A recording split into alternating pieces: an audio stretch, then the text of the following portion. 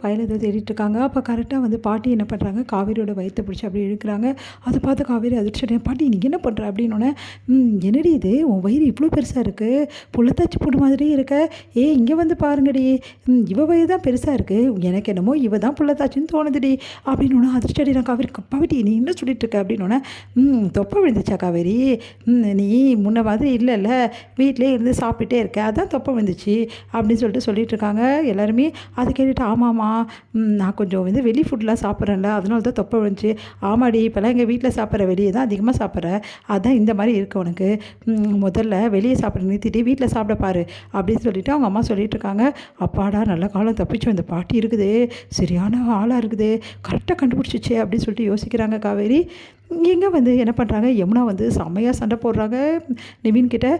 இந்த மாதிரி பண்ணிட்டுருக்கீங்க, அக்கா கூட சேர்ந்து சுற்றுறீங்க, உங்களுக்கு அசிங்கமாகவே இல்லையா, இப்போ வேறு வீட்டுக்கு தெரியாமல் இந்த மாதிரி பண்ணிட்டுருக்கீங்க, இந்த விஷயத்தை வீட்டில் சொல்லலாம் தான் போனேன், ஆனால் என் அக்கா கர்ப்பமாக இருக்கா, அதனால தான் நான் சொல்லாமல் வந்துட்டேன், ஆனால் நான் சொன்னேன்னு வச்சுக்கோங்களேன், அவங்களுக்கு எல்லாருக்குமே எவ்வளோ கஷ்டமாயிடும் தெரியுமா, அதெல்லாம் நான் யோசிக்கிறேன். இந்த காவேரி அக்கா எதை பற்றி யோசிக்காமல் கொஞ்சம் கூட அசிங்கமே இல்லாமல் தங்கச்சி புருஷனோடு சேர்ந்து சுற்றுறா, அவளுக்கெல்லாம் அறிவே இல்லையா கொஞ்சம் கூட அப்படின்னு சொல்லிட்டு கேட்குறாங்க. காவேரி கெட்டவன் நீ நல்லவளா அப்படின்றாரு. ஆமாம், பின்ன காவேரி மாதிரியா நான், அவ கூடலாம் என்ன சேர்த்து வச்சு பேசாதீங்க அப்படின்றாங்க. உடனே உங்ககிட்டலாம் பேசுகிறாங்க பாரு, என்ன சொல்லணும், உன்னை மாதிரி ஆளுங்கிட்ட பேசாமல் இருக்கிறது தான் எனக்கு நல்லது அப்படின்றாரு. ஏன் சொல்ல மாட்டீங்க அப்படின்னு சொல்லிட்டு இஷ்டத்துக்கும் யமுனா பேசிகிட்டே போகிறாங்க. அதை கேட்டுட்டு நீ எல்லாம் ஒரு பொண்ணா அப்படி சொல்லிட்டு டென்ஷன் ஆகி அங்கேருந்து நிவின் போயிடுறாரு. நிவினோட ஃபோன் விட்டுட்டு போயிடுறாரு. பார்த்தா ஃபோன் அடிச்சுட்டே இருக்குது. சொல்லி யமுனா ஃபோன் எடுக்க பார்க்குறாங்க. பார்த்தா நம்பர் வேறு ஏதோ ஒரு பேரில் போட்டு வச்சுருக்காரு. அதை பார்த்துட்டு என்ன நம்பராக இருக்கும் இது, ஒன்றும் புரியலையே அப்படின்னு சொல்லிட்டு யோசிச்சுட்டு எடுக்க போகிறாங்க. கரெக்டாக நிவின் ஃபோனை கையிலேருந்து பிடுங்குறாரு. என் ஃபோனை எடுக்காது எத்தனை வாட்டி உனக்கு சொல்கிறது அப்படின்றாரு. சரி இது நம்பர் யார், புதுசாக இருக்குது அப்படின்றாங்க. அதை பற்றி உனக்கு என்ன கவலை, உன் வேலையை பார்த்துட்டு போன்னு சொல்லிட்டு வெளியே போய் சொல்லுங்கள் விஜய் அப்படின்றாரு.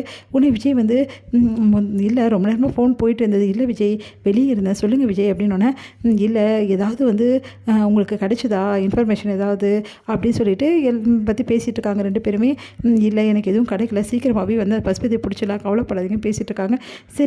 சரி விஜய் நான் வச்சிடறேன்னு சொல்லிட்டு வச்சிடறாரு. ஓ விஜய் மாமாவா, விஜய் மாமா எதுக்கு ஃபோன் பண்ணுறாரு நிவினுக்கு, அப்போது நிவினும் விஜய் மாமாவும் பேசிக்கிறாங்க. பொண்டாட்டி கூட சுற்றிக்கிட்டு புருஷன்கிட்டே நல்லபடி பேசுகிறாரு, இவருக்கெல்லாம் மனசாட்சின்றது இருக்கா அப்படி சொல்லிட்டு யோசிக்கிறாங்க.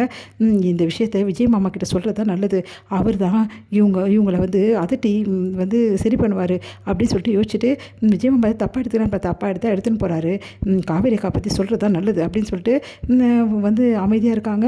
ஐயோ இந்த நம்பர் எப்படி நோட் பண்ணுறது அப்படின்னு சொல்லிட்டு போகிறாங்க.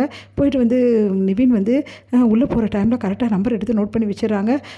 இந்த நம்பருக்கு கால் பண்ணுறாங்க. விஜய் யோசிக்கிறாரு, புது நம்பராக இருக்குது, யார் கால் பண்ணுறா, இந்த நம்பர் யாருக்கும் தெரியாதுன்னு சொல்லிட்டு ஃபோன் எடுத்துகிட்டு ஹலோ சொல்லாமல் ஃபோன் எடுத்துகிட்டு அமைதியாக இருக்காரு.